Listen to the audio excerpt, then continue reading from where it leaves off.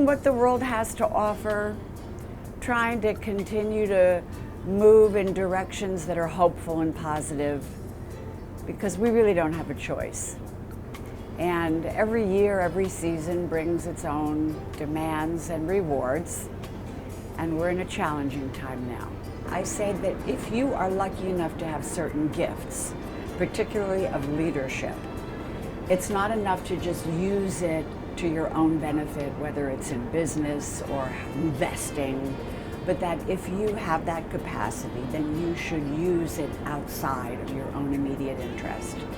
And I think that's a philosophy that works no matter who you are, what you do. Everybody can do something well. And if they can, after they've taken care of their own security, their own families, then they should expand. Well, I Care for Kids was a critical piece of our village, and the village being all of the various providers who can do something for our children that are disadvantaged and would not normally qualify or be able to afford those things that we think are just basic care. And the eye is the gateway to the soul and the brain, and we know so well how additionally troubled people can be when their perceptions are off and they can't see things the way they at least really are or really appear.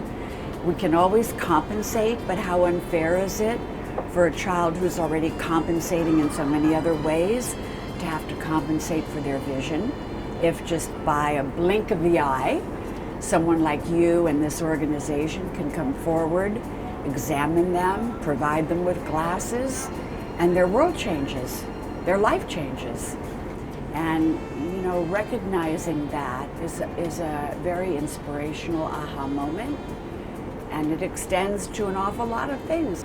And all of these children need to be sent into a school feeling as good as they can possibly feel in terms of their health, so that they can turn their brain on. It's too difficult to learn when everything else hurts. I mean, it's wonderful to help people one by one, but you get frustrated because you know how good it is for those one by ones. You want to do it for those hundreds and thousands, and I can see that's what you're doing. Good for you. Well, you should be commended.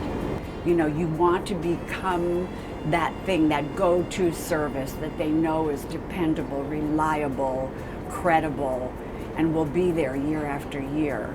It's hard to make a promise to a child and not keep it.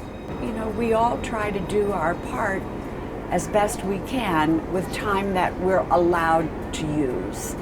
Some people work too much to take care of their own needs, and that's right. But for the rest of us that have time to do this, there's not a better way to spend the time. It's there, but for the grace of God go I. We're all put on earth, we're lucky. We're lucky where we're born. We're lucky about who our parents are. We're gifted with genes or whatever it is. And then you can see some poor child, in a third world country, an immigrant that is at the mercy of forces beyond their control. And why them and not us? And there's a randomness to life that you want to kind of correct. We were given the Spirit, but then we were told we have free will. So you can use your freedom of choice to do these good things. And you should be on this camera right here next to me more than me.